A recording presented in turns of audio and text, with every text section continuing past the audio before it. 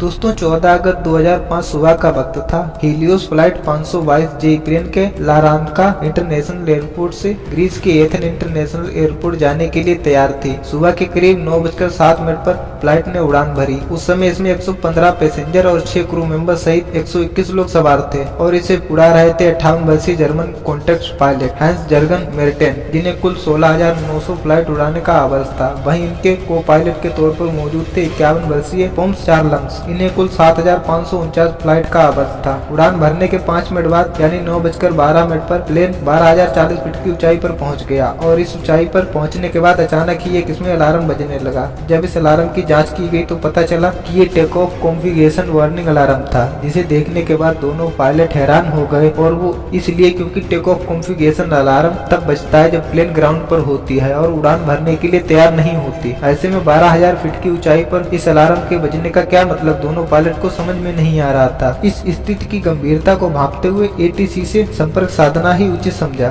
फिर उन्होंने तुरंत ही एटीसी से संपर्क करके उन्हें बताया कि उनके विमान का take off configuration warning alarm बज रहा है। पायलट एटीसी को यह सब बता ही रहे थे कि इतनी ही देर में उस प्लेन के कॉकपिट के सभी अलार्म बजने लगे और इन अलार्म की आवाज के कारण पायलट की आवाज एटीसी तक पहुंचना भी बंद हो गई। साथ ही प्लेन का मास्टर पोजीशन अलार्म भी बजने लगा था। इसका मतलब था कि प्लेन के कई सारे सिस्टम एक साथ ओवरहीट हो चुके हैं। दोनों पायलट की दिक्कतें अब बढ़ने लगी थी। उन्हें कुछ समझ में नहीं आ रहा था कि अचानक ये सब हो क्या रहा है। इधर ये सब होने के बाद प्लेन में अफरा तफरी का माहौल बन गया। सभी पैसेंजर को सांस लेने में दिक्कत हो रही थी, इसलिए इनके ऑक्सीजन मास्क नीचे आ गए। इस समय प्लेन 18,000 फीट की ऊंचाई पर था और फिर उनका एटीसी से कनेक्शन टूट गया और प्लेन अब लगातार ऊपर की ओर बढ़ता जा रहा था। फिर कुछ अनहोनी आशंका के चलते ग्रीस के अधिकारियों ने तुरंत ही अपने 2 सबसे बढ़िया F-16 फाइटर को इस विमान को ढूंढने के लिए भेजा और फिर कुछ ही देर में इन फाइटर जेट ने हीलियो फ्लाइट 522 को ढूंढ लिया, जिसमें एक फाइटर उड़ते उड़ते इस विमान के बहुत करीब आ गया। तो इस फाइटर ने देखा कि प्लेन के को पायलट सीट पर कोई बैठा है और मेन पायलट अपनी सीट पर बेहोशी की हालत में है। थोड़ी देर के बाद उन फाइटरों ने देखा कि एक शख्स प्लेन की केबिन से होकर